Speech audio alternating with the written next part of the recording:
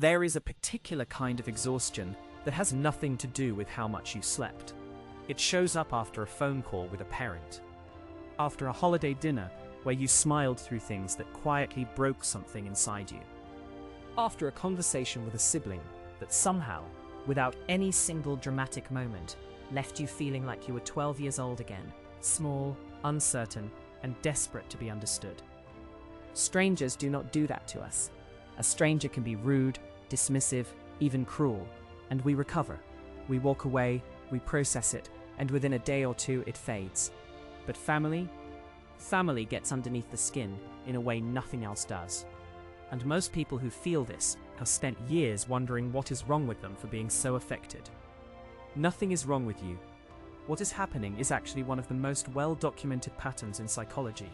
And once you understand it, the weight of it changes. It does not disappear, but it becomes something you can work with, rather than something that simply works on you. Let us start with the most important question. Why does closeness create such specific vulnerability? When you are born into a family, you do not arrive with a fully formed sense of who you are. You build that sense of self through the earliest mirrors available to you, the faces, voices, reactions, and silences of the people raising you. A child does not yet have the cognitive distance to say, my parent is having a bad day, and their frustration has nothing to do with my worth. A child simply absorbs. The message that comes back from those early mirrors, whether you are seen, celebrated, dismissed, or ignored, becomes the first draft of your identity. Carl Jung described this process through the concept of the persona and the shadow, the face we learn to wear to be accepted. The shadow is everything we were taught to hide. In families, this process begins very early. You learn which version of yourself gets warmth, and which version gets silence or disapproval.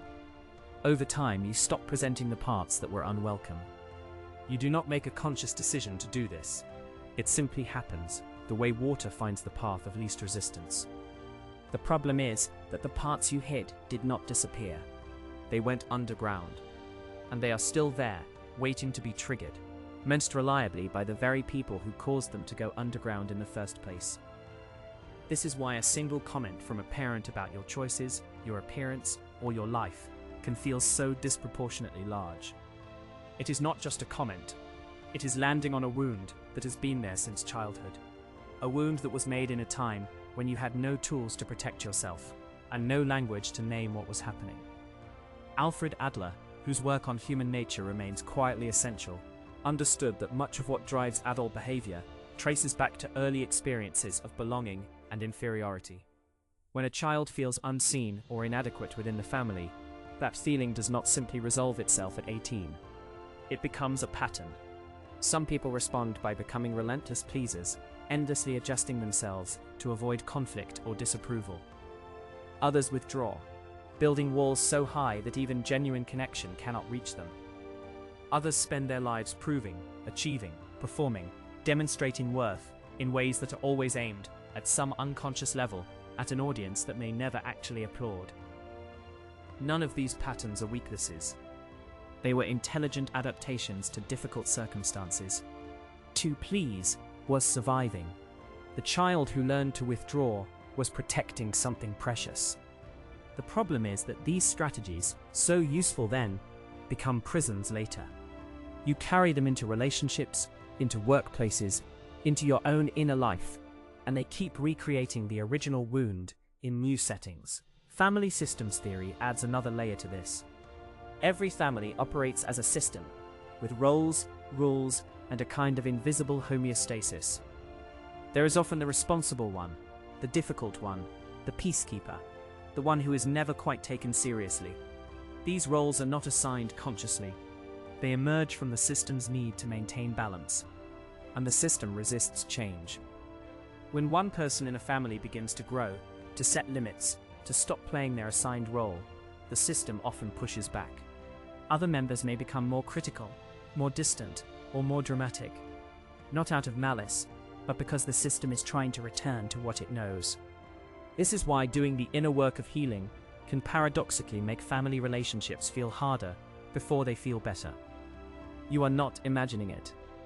When you stop absorbing blame that is not yours, when you stop performing the role that was assigned to you, the system notices. The friction you feel is real.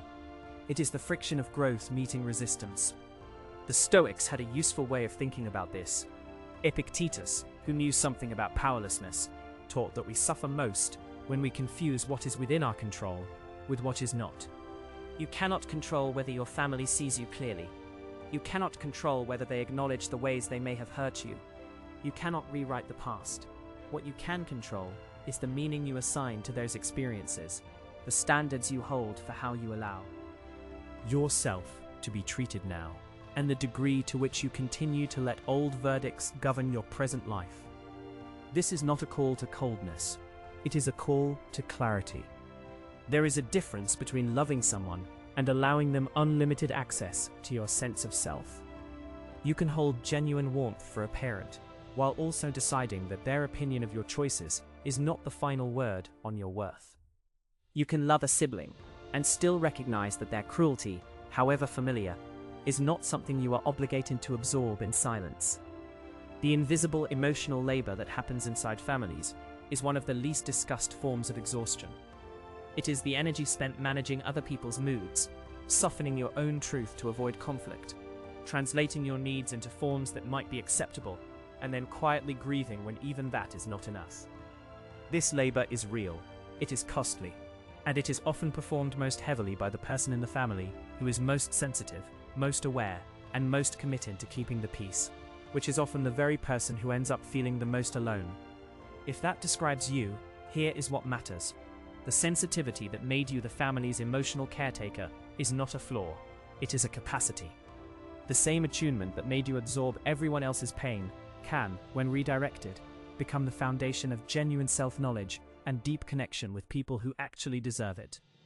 Healing inside family dynamics does not require a dramatic confrontation or a permanent severance. For some people, distance becomes necessary. For others, the shift is quieter, an internal one.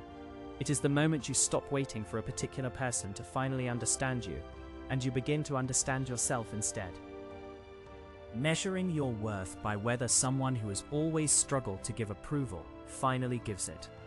Adler's insight was that courage is not the absence of fear or pain. It is the willingness to act from your own values, even when the old fear is still present. The adult version of you has resources the child did not. You can name what is happening. You can choose your response. You can build a life that reflects who you actually are, not who the family system needed you to be. The wound that family leaves is real. The confusion, the grief, the exhaustion, all of it is real. But so is the possibility of something else. Not a perfect resolution, not a family that suddenly becomes what it never was, but a self that is no longer defined by the absence of what it needed. That is not a small thing. That is in fact everything. If this video reached something in you, take a moment before you scroll away. Sit with it. The fact that it resonated is itself information. Information about where you are, what you carry, and perhaps what you are ready to put down. We will keep exploring these questions here. Subscribe to Inside the Labyrinth, and come back whenever you need to think more clearly about the life you are living from the inside out. And if this spoke to a part of you that rarely gets heard, stay with that feeling for a moment. You are not broken because you feel deeply. You are only beginning to understand yourself. Subscribe to Inside the Labyrinth for more reflections on the hidden patterns of the human mind.